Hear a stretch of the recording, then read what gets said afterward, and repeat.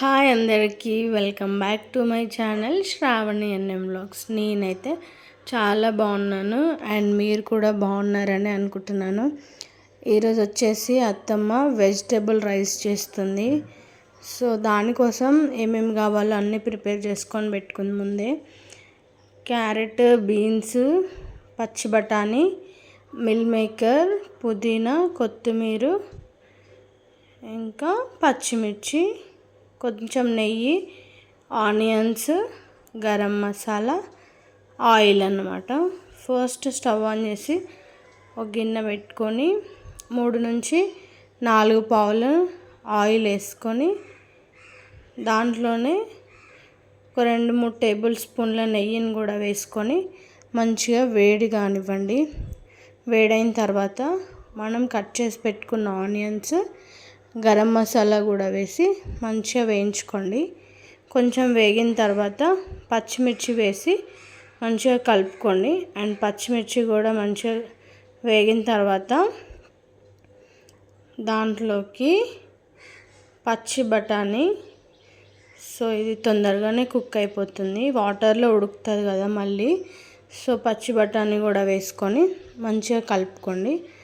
తర్వాత ఒక గుప్పెడు పుదీనా, కొద్దిగా కరివేపాకు వేసుకొని కలుపుకోండి. తర్వాత కట్ చేసి పెట్టుకున్న క్యారెట్, బీన్స్ కూడా వేసి మంచిగా ఉడికించుకోండి. క్యారెట్, బీన్స్ ఉడకడానికి కొద్దిగా టైం పడుతుంది. సో కొంచెం సాల్ట్ యాడ్ చేసుకుంటే తొందరగా ఉడికిపోతాయి అన్నమాట.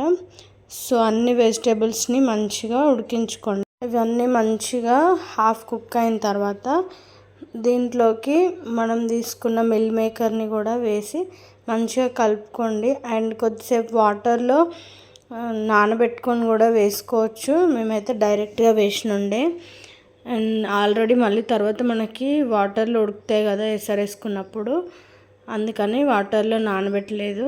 తర్వాత 2 టేబుల్ స్పూన్ల అల్లం వెల్లుల్లి పేస్ట్ వేసుకొని మంచిగా వేయించుకోండి.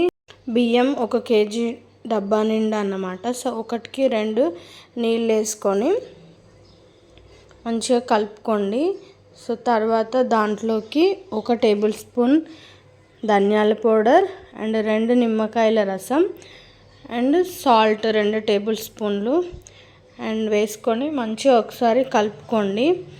అండ్ ఉప్పు కూడా చెక్ చేసుకోండి ఇప్పుడే.